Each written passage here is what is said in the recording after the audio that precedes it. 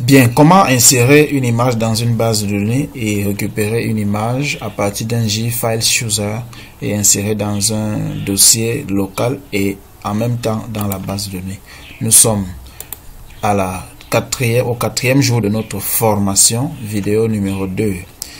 Nous devons voir comment gérer les images, c'est-à-dire ajouter dans une base de données et pouvoir consulter. D'accord. Premièrement, ce que nous devons faire, c'est quoi? C'est que on doit modifier notre table élève là. Nous allons modifier la table élève.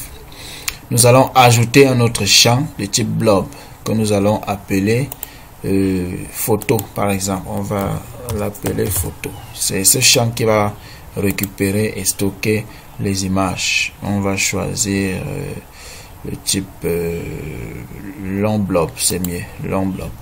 D'accord. Par défaut, c'est nul et on enregistre.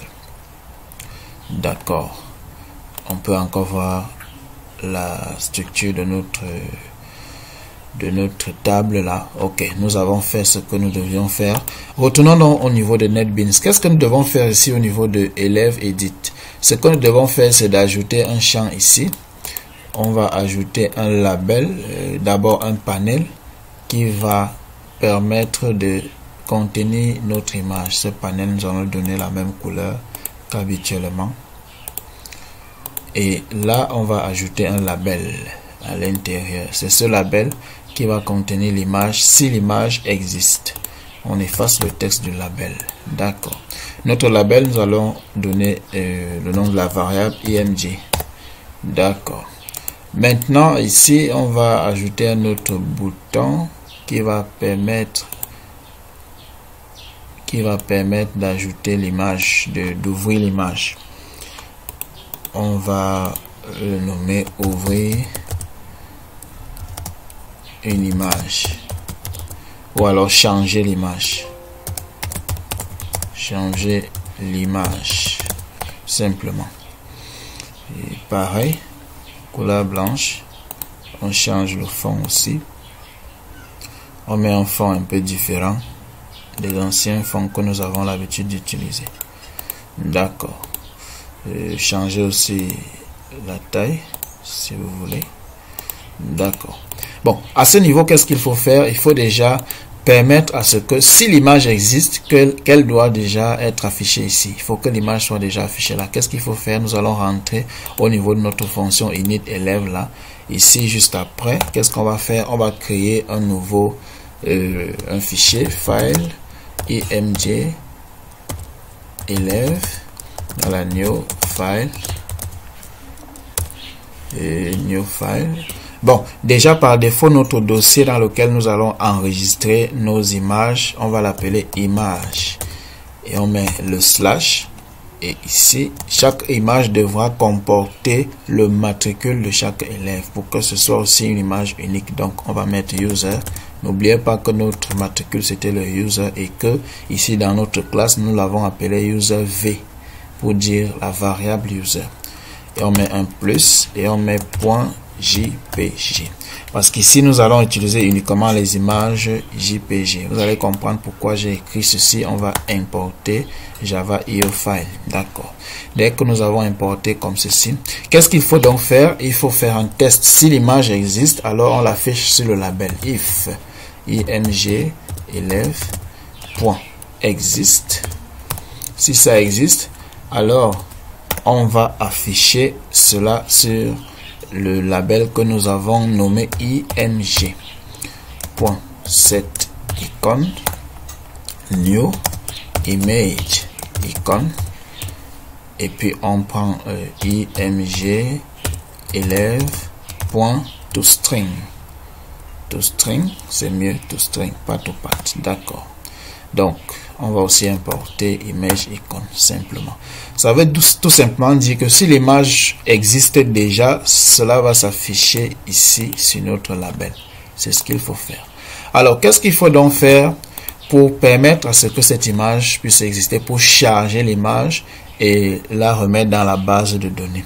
On va créer un JFile Chooser ici. On peut du coup faire un clic droit ici, aller sur Event et sur mouse click Donc, lorsqu'on clique, on va appeler une fonction qu'on va appeler ici charge img. C'est cette fonction là que nous allons définir tout à l'heure. Donc, la même fonction, nous allons la définir ici. Sur notre bouton au clic de la souris, on va l'appeler toujours charge img. Maintenant, allons définir notre fonction qui va permettre de charger l'image. On va dire public void charge img et puis on va définir notre fonction. Qu'est-ce qu'il faut donc faire pour définir cette fonction dans de très bonnes conditions? Il faut déjà invoquer le jFileChooser. On va dire jFileChooser. On va l'appeler chooser qui va recevoir new jFileChooser. J'espère que c'est comme ça qu'on écrit ça. D'accord.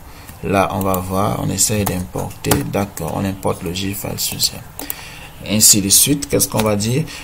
Il faut déjà qu'on crée un filtre d'extension. Parce que nous ne voulons pas que l'utilisateur puisse charger n'importe quelle extension. On doit créer un filtre d'extension. C'est pour ça qu'on va créer un objet de type file name, file name extension filter. File name extension filter, on va l'appeler filtre égal à, on va copier, c'est extension, il y a en ici, new, et là dans notre filtre on va mettre image, attention, image JPG, et là on met l'extension JPG uniquement que nous devons accepter. Il faut donc faire l'import. On va importer, c'est fait. On continue avec notre code. Qu'est-ce qu'il faut faire maintenant? Il faut choisir, il faut configurer le filtre de chooser. On va faire chooser.set file filter. On met le filtre tout simplement. D'accord. Par la suite, qu'est-ce qu'il faut faire? Il faut ouvrir la boîte de dialogue de chooser pour permettre à ce qu'il puisse sélectionner un fichier. On va donc faire chooser.open. C'est ça, pas open. On va faire chooser.show open dialogue. D'accord, c'est ça. Le parent, nous allons mettre 10 comme parent. Chooser.show open dialogue 10. D'accord, c'est bon. Nous allons donc continuer. Qu'est-ce qu'il faut faire? Ça, c'est pour permettre à ce que le file chooser puisse s'ouvrir et vous permettre de choisir un fichier. Par la suite, il faut faire des traitements sur le fichier. Qu'est-ce qu'il faut faire? On va créer un nouveau objet de type file. On va l'appeler f qui va recevoir chooser.getSelectedFile simplement. Et par la suite, qu'est-ce qu'il faut faire? Il faut créer un buffered image. Nous allons l'appeler, on va dire buffered image, mon image, qui va recevoir image io point read f. Il va lire le fichier, notre fichier f. On va importer le buffered image. D'accord. Là, il y a un petit problème. Qu'est-ce qu'il nous demande? On va donc mettre un try catch. On va faire surround block with try catch. C'est mieux. D'accord. Quand c'est dans le try catch, c'est encore nettement mieux. Nous allons donc continuer avec notre code. Qu'est-ce qu'il faut faire par la suite? Il faut créer un type, une chaîne de caractères, un string qui va récupérer, n'est-ce pas, le chemin absolu de notre image. Qu'est-ce qu'il faut donc faire? On va dire string file name qui va recevoir f.getAbsolutePath. D'accord. Par la suite, on va, ça c'est notre file name, on va aussi créer un chemin final string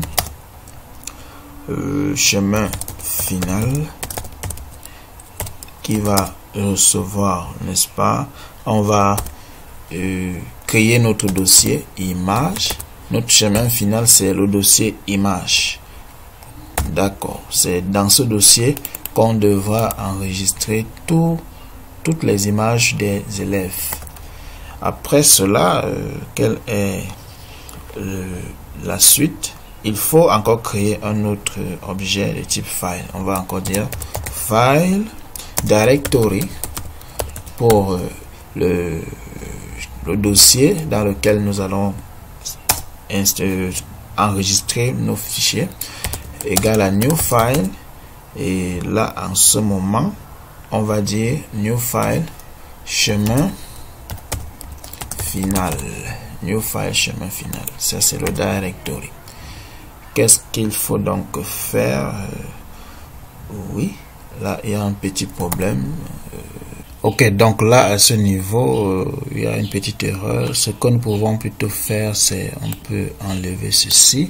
On peut dire file, dossier image égale à new file. Et nous allons directement donner notre dossier où nous voulons que les images soient enregistrées. New file image, tout simplement. Maintenant, il faut tester si le dossier existe. If dossier image existe, excusez-moi, existe.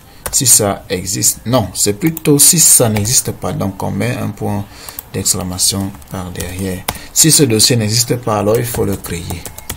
Dossier image.mkdir. Il faut le créer, mkdir. Donc, ça, c'est la création du dossier. Création du dossier. Si ça n'existe pas, alors il faut le créer. C'est ce que nous venons de faire. D'accord. Par la suite, il faut créer un autre fichier qu'on va appeler file, source file. Source file, on va directement lui donner quelque chose là, une valeur, on va dire new file. On va dire source file égale à new file, file name. Voilà. D'accord. Maintenant, on va encore créer destination, un fichier qu'on va appeler destination new file. Là, on va lui donner la destination de notre fichier final. Qu'est-ce que nous voulons? Nous voulons que le fichier final soit dans le dossier image slash et on donne directement le nom du fichier final. Dossier image, ça doit avoir le nom, le matricule de l'élève, user v, et ça doit avoir l'extension JPG, tout simplement. Donc, c'est ce qu'il faut écrire. Par la suite, qu'est-ce que nous avons à faire? Il faut directement faire l'insertion.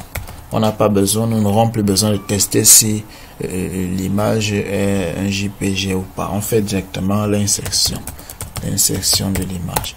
Pour l'insertion de l'image, il faut faire le files.copy. On va prendre le chemin initial, donc ce sera source file.topath et le chemin final, ce sera destination destination topath aussi. Ces options, nous n'avons pas besoin de ces options là. On va mettre un point virgule. Alors, si le fichier a été enregistré avec succès, qu'est-ce qu'il faut donc faire? Il faut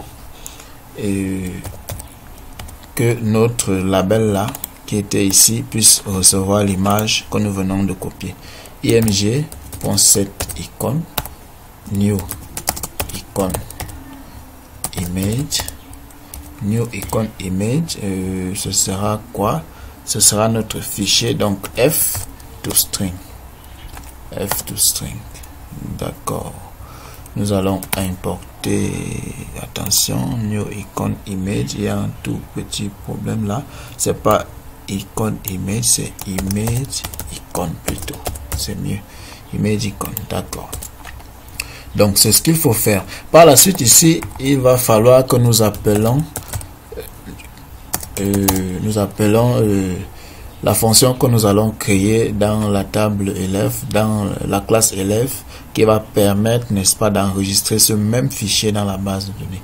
Donc, appel de la fonction d'enregistrement dans la BD. D'accord. Pour le faire, donc, il faut directement qu'on aille dans notre table élève pour créer cette fameuse fonction qui nous permettra d'enregistrer une image dans la base de données. Nous allons donc directement créer cette fonction ici avant ajouter. On va l'appeler, ce sera une fonction publique, on va l'appeler insert image. D'accord. La fonction qui va permettre d'insérer l'image ne va prendre aucun paramètre, mais qu'est-ce qu'il faut faire à l'intérieur? On va aussi créer un objet de type file. File, on va l'appeler file si on veut, égal à new file. Il faut prendre ce fichier là que nous avons enregistré, new file image, et là ça va prendre user.jpg. D'accord. Vous allez me poser la question, nous allons d'abord faire l'importation. Vous allez me poser la question pourquoi ici user mais de l'autre côté user v. C'est simple, c'est parce que ici le user est le matricule de l'élève et ça c'est la table, ça c'est la classe qui permet de gérer la table élève dans la base de données. D'accord. Mais de l'autre côté ici, le user, c'était le user v, c'est à quel niveau? C'est élève edit, voilà. Le user v, c'est la variable user qui est toujours correspondant à l'autre user qui est ici. Donc, c'est un peu pourquoi vous voyez cette différence-là. Donc, ayant fait ceci, qu'est-ce qu'il faut faire par la suite? Nous allons créer un file input stream. Directement, file input stream. Le file input stream, nous allons l'appeler input égal à new file input stream. New file input stream sur le fichier file directement. Là, il faut importer le file input stream. C'est fait. Mais il y a un problème ici. On va copier ceci et coller là. Et là, il y a un petit problème. Qu'est-ce qu'il dit? Oui, d'accord. Nous allons faire le bloc, le try catch. Try catch tout simplement. D'accord. À l'intérieur donc du try catch, qu'est-ce qu'il faut faire? Il faut appeler notre base de données. On va dire bd égale à new bd. Comme d'habitude, on va créer un objet de type connexion. bd.get connection simplement. D'accord. Et par la suite aussi, on ne va plus créer un statement. Nous allons plutôt utiliser un prepared statement. Prepared statement. Prepared statement, on va l'appeler PS. PS. Ce prepared statement va prendre simplement con. Point. Nous allons utiliser la fonction prepare statement. D'accord. Et on le donne directement. Il faut d'abord importer le prepare statement. D'accord. La fonction prepare statement. Et là, on lui donne une requête. Là, nous allons faire un update. Update élève. Update élève. Set photo égale, on met le point d'interrogation parce qu'il s'agit d'un prepare statement. Where user égale à 10.user. Si vous voulez, mettez le 10, c'est pas grave, c'est la même chose. D'accord, ici il y a un petit problème. Qu'est-ce qu'il veut? On doit ajouter un catch là. D'accord, ça marche. Par la suite, qu'est-ce qu'il faut donc faire? Il faut que notre prepare statement puisse permettre l'écriture du fichier, puisqu'il s'agit d'un fichier binaire. Il faut l'écrire dans la base de données. Qu'est-ce que nous allons donc écrire? Nous allons faire ps.set ps.set binary stream. Il y a ça quelque part, d'accord, c'est ça ici. Set binary stream. Là, nous allons mettre 1 ici.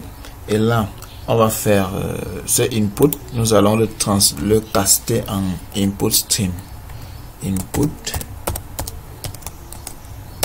stream. Nous le castons. On importe aussi le input stream. Le castons en input stream. Et puis, on va aussi prendre un autre paramètre. On va ajouter un autre paramètre là qui sera casté en entier. Et là, ce sera la taille du fichier. File.length. Voilà, la taille du fichier. Là, ça marche. Et puis, par la suite, qu'est-ce qu'il faut faire? Nous allons exécuter directement ps.execute update. Execute update. N'utilisez pas le execute query, ça marche pas. Il faut le execute update.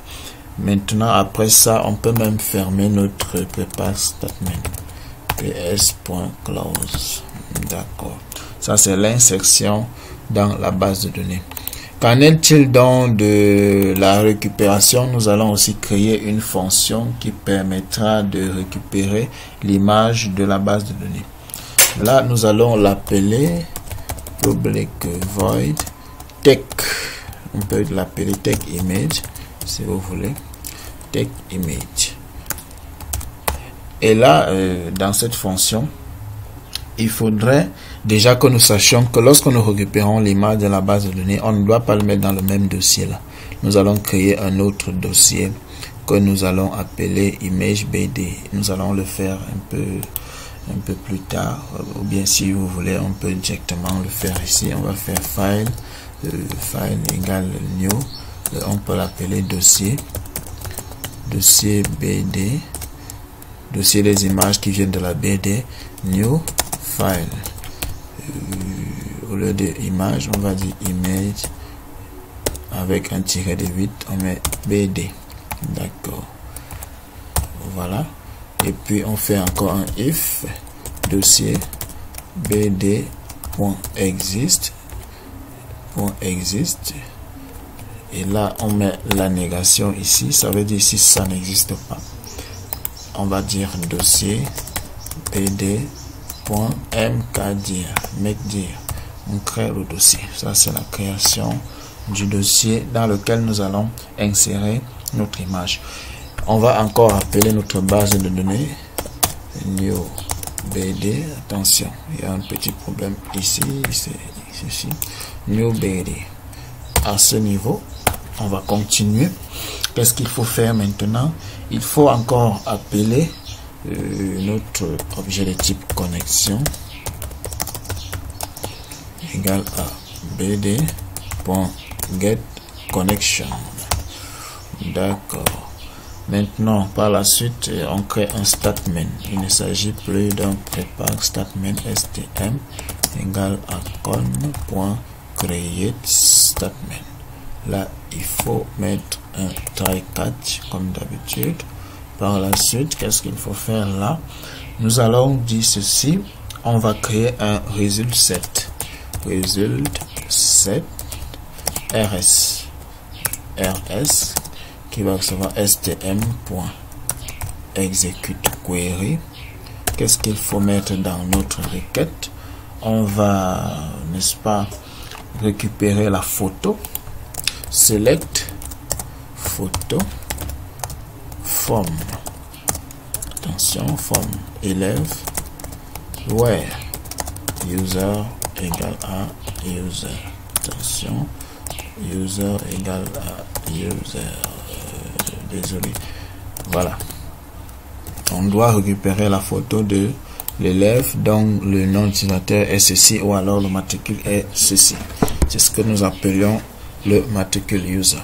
Maintenant, il faut tester est-ce que ça existe. If rs.next, si ça existe, nous allons encore le replacer avant le résultat. C'est donc avant le premier élément, on va le replacer. Si ça existe, on fait rs.beforefirst. Après avoir fait before first, il faut créer un entier qu'on va initialiser à 0. N'oubliez pas que nous allons lire des int i qui va recevoir 0. D'accord, ça c'est notre entier. Et par la suite, qu'est-ce qu'il faut donc faire? Il faut une boucle while rs.next. Tant que nous parcourons le résultat, il faut récupérer le contenu binaire et inscrire dans ce dossier. On va créer un objet de type input stream que nous allons appeler input égal à, n'est-ce pas, rs.get. Qu'est-ce qu'il faut récupérer? Il faut récupérer le stream binaire, get binary stream, et là on lui donne 1 à l'intérieur. D'accord, maintenant on va créer un output stream que nous allons aussi appeler output. Attention, il y a ici, c'est mieux d'écrire ça comme ça. Output stream output égale à new. On va faire new file output stream. Et là, il faut encore à l'intérieur de lui donner un nouveau fichier, new file, et ce fichier ce sera dans le dossier image bd. On met le slash, attention, le slash, et là on met le user. Par la suite on met l'extension, donc c'est JPG. D'accord, c'est ce qu'il faut faire. Et là il faut importer output stream. Est-ce que j'ai bien écrit ça? J'ai pas bien écrit. Il y a pas, c'est pas P majuscule, c'est un P minuscule. Voilà, je vais importer et j'importe aussi le file output stream. Attention, file output, P toujours minuscule, c'est ça qu'il faut faire. D'accord. Et là il dit encore qu'il y a un petit problème, il faut ajouter encore un catch. D'accord, ça marche. Ok, par la suite qu'est-ce qu'il faut faire? Il faut encore utiliser déjà il y a le i là qu'il faut incrémenter. On va faire i++. D'accord. Par la suite il faut encore une autre variable qu'on peut dire int b. On l'initialise à 0. C'est lui qui va nous permettre de lire à partir du input pour réécrire à partir du output. Donc il faut encore une boucle. Nous allons dire while b. On va écrire b qui va recevoir input. Attention, c'est pas input là-bas que j'ai écrit. Input point. On va lire point read tant qu'il va faire la lecture et tant que ce sera supérieur. Attention, je vais chercher le clavier visuel parce que j'ai un problème là sur mon clavier. Tant qu'il sera supérieur, il faut écrire supérieur ici. Si vous avez un bon clavier, supérieur à -1. Tant qu'il est supérieur à -1, qu'est-ce qu'il faut faire? Il faut il y a un petit problème ici. D'accord, on va le faire après. C'est une exception qu'on va faire. On va faire output.write b, tout simplement. D'accord. Et là après on va faire on va fermer le output.close et on ferme aussi le input.close. D'accord, mais là il faut d'abord mettre une exception catch. Voilà, et là ça marche. Je crois que là c'est très bien, c'est bien fait. On va tester pour voir si ça marche. Retournons donc au niveau de notre notre projet là. On va lancer pour voir si on peut déjà insérer une image. Attention. Revenons d'abord dans GE. Vous voyez bien que notre projet là, il n'a pas de dossier image ou alors image BD. Nous allons revoir ce dossier par la suite pour voir si ces dossiers vont s'ouvrir. Donc, on lance le projet, on se connecte, on part sur lister les élèves, on agrandit si on veut, on va changer, ajoutons même déjà d'abord un élève, ajoutons un élève, on va l'appeler comme ceci parce que c'est l'image là qui va, d'accord, attention, c'est le matricule H23. On va appeler le matricule H23. Il faudra donc que notre image ait le nom H23.jpg. Ici, le nom c'est ceci. D'accord. Et le prénom, voilà. La date de naissance 02/02/2000. C'est juste un test.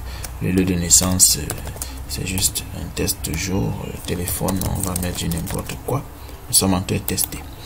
La classe, bon, on va écrire aussi n'importe quoi là, hein, c'est pas grave. Non, et on ajouter avec succès. On part donc dans la liste des élèves, le H23, celui-ci. Nous cliquons sur Edit et vous voyez bien que cette fenêtre est ouverte. Et là, si on clique ici, il y a une fenêtre qui apparaît qui nous permet de choisir une image. Si on veut, on clique ici, c'est la même chose. Nous allons changer le curseur ici.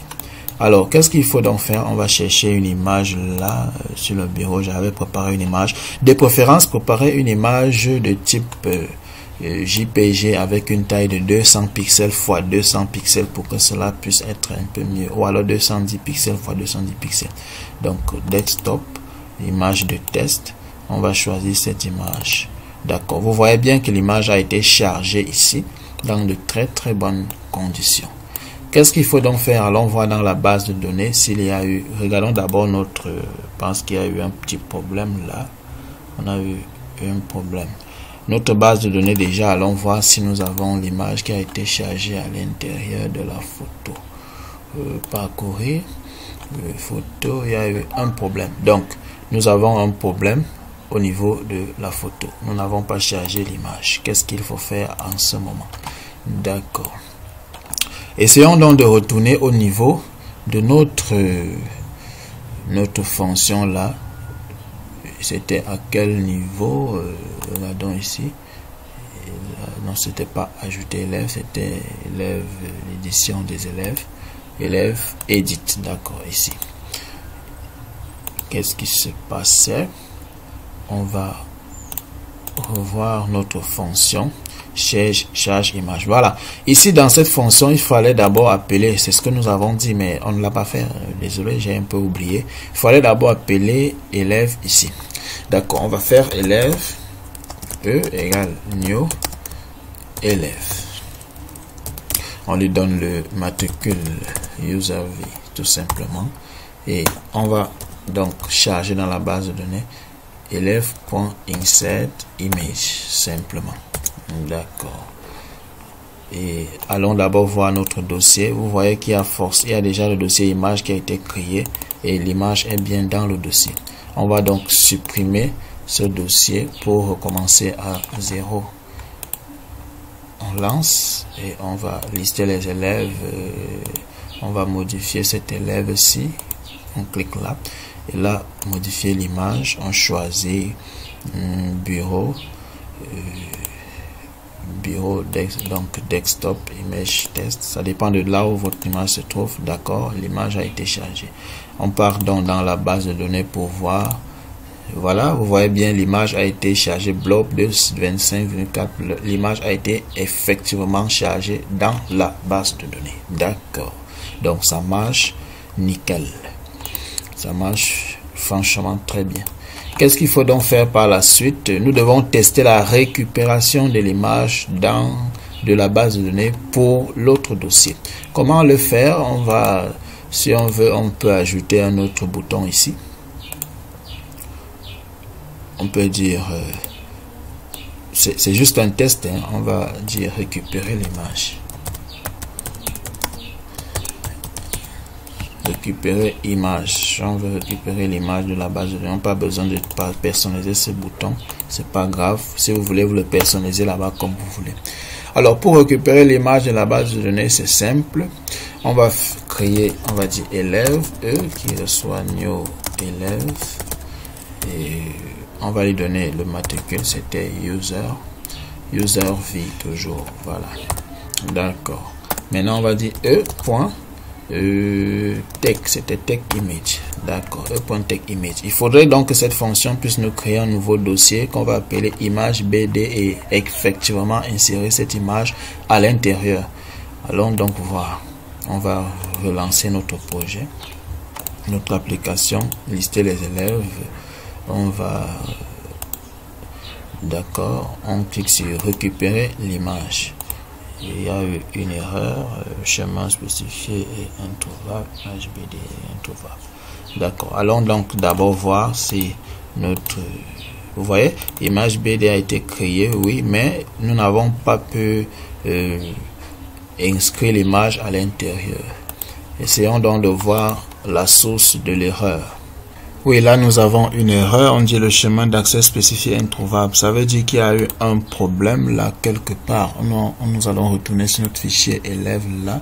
Qu'est-ce qu'on a eu comme erreur là? File. D'accord, ici il y a image avec S, mais là nous avons pas mis S, donc on met S et on revoit. On va recompiler le programme à 0, on recompile. New, et puis lister les élèves, ainsi de suite. Edit, récupérer l'image. Et là, on peut voir si dans le dossier nous avons, voilà, vous voyez, effectivement, notre image est là, donc ça marche nickel. Donc, par la suite, qu'est-ce qu'il faut faire? J'aimerais vous présenter quelque chose, parce que, n'est-ce pas, quand vous cliquez ici, vous voyez que notre fenêtre d'ouverture, là, elle est bizarre. Elle est bizarre, cette fenêtre-là. Nous voulons que cette fenêtre d'ouverture ressemble à une fenêtre Windows, que ça ressemble effectivement à une fenêtre Windows, comme l'explorateur de fichiers Windows. Comment le faire? Nous allons devoir créer une nouvelle classe qui va permettre de changer le look and feel. Ce qu'on appelle le look and feel, c'est tout simplement la manière d'afficher les fenêtres sur notre application look and feel. Donc nous allons créer une classe qui va permettre à ce que nous puissions changer la manière dont notre JFileChooser se présente. Donc nous allons appeler cette classe Windows.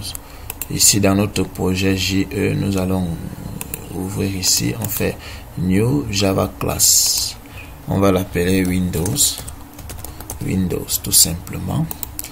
Et là, lorsque nous créons notre Windows comme ceci, on va simplement récupérer le UI Manager par défaut. Donc, on va l'appeler default UI, string default UI. On va directement lui donner une valeur qui va recevoir UI Manager,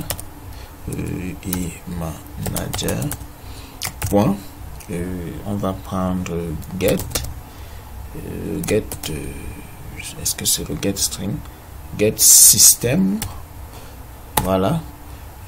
D'accord. On va prendre get system look and field class name. D'accord. Par la suite, nous allons créer notre constructeur public Windows qui ne va rien recevoir. Nous n'avons rien écrit dans le constructeur, mais nous devons créer des méthodes qui permettent de transformer ce UI en réalité. Donc on va créer une méthode ici qui on va l'appeler set Windows ou alors put Windows, c'est pas grave, pour transformer notre UI Manager. Public, c'est une fonction de type void. Public void set Windows. Et là c'est à ce niveau que les choses sont très intéressantes. Il faut faire une transformation. Donc on va dire for Java X point, là c'est point swing point UI Manager point look and feel info que nous allons appeler info aussi, 2 points, for ceci, et puis on va dire Java X point swing toujours, point swing, point UI manager, point get installed look and feels. D'accord. Donc pendant que ça récupère ces look and feels qui sont installés par défaut, qu'est-ce qu'il faut faire? Il faut dire UI manager point set look and feel. Le look and feel que nous devons transformer, nous allons l'appeler comme, vous allez mettre point, vous allez mettre comme point son point, attention, après son c'est pas accessibility, point son point java point, après java ce sera swing point plaf, oui nous avons déjà plaf en bas, point windows classique, non c'est Windows look and feel que nous choisissons, d'accord, c'est ça que nous voulons, mais il faut mettre tout ceci entre les chaînes de caractères. Là il y a une petite erreur, c'est qu'il faut mettre le try catch, d'accord, là ça marche, vous voyez ça marche, ok. Maintenant il faut une autre fonction qui va changer le look and feel pour remettre ça par défaut. Nous allons appeler cela public void remove windows, donc c'est pour enlever l'affichage type Windows, point remove windows. Nous allons copier tout ce code, on le colle ici, mais ici on va changer, au lieu de comme Windows look and feel, on va utiliser plutôt on va utiliser le Java X. On va, attention, Java X, il faut pas qu'on rate quelque chose là, Java X swing, après swing on met le plaf. Bon, il est mieux pour nous de mettre ça d'abord comme ceci pour être sûr que nous sommes sur la bonne route. Swing, après le swing on choisit le plaf, après on choisit métal, après métal on choisit metal look and feel simplement, et maintenant nous mettons ça entre, voilà, là ça marche, ça c'est pour enlever l'affichage Windows. Bon, nous allons donc appeler cette classe, nous allons instancier cette classe au niveau de notre élève edit là, d'accord. Et lorsque nous voulons charger l'image, avant d'ouvrir le File Chooser, il faut directement invoquer notre classe Windows. Windows W égale à new Windows. Voilà, on invoque la classe et qu'est-ce qu'on fait? On va faire un w.set Windows, d'accord. Et après avoir ouvert le look and feel, il faut changer ici, si on veut on change ici, on fait w.remove Windows, d'accord. Donc c'est après le open dialog qu'on peut enlever, d'accord. Lançons pour voir ce qui se passe. Éditer, là on clique ici et vous voyez que nous avons une fenêtre de type Windows directement ouverte. Là ça marche nickel. Ok, je pense que c'est fini pour la vidéo d'aujourd'hui. Nous allons continuer par la suite avec autre chose, mais non, c'est pas fini. Il y a encore quelque chose là que nous avons oublié, c'est insérer le bouton de modification, d'impression d'un élève. Donc c'est tout ce qu'il manque. On va prendre un bouton, on va placer ça ici, on va dire imprimer cet élève. Et là on change l'arrière-plan comme ceci.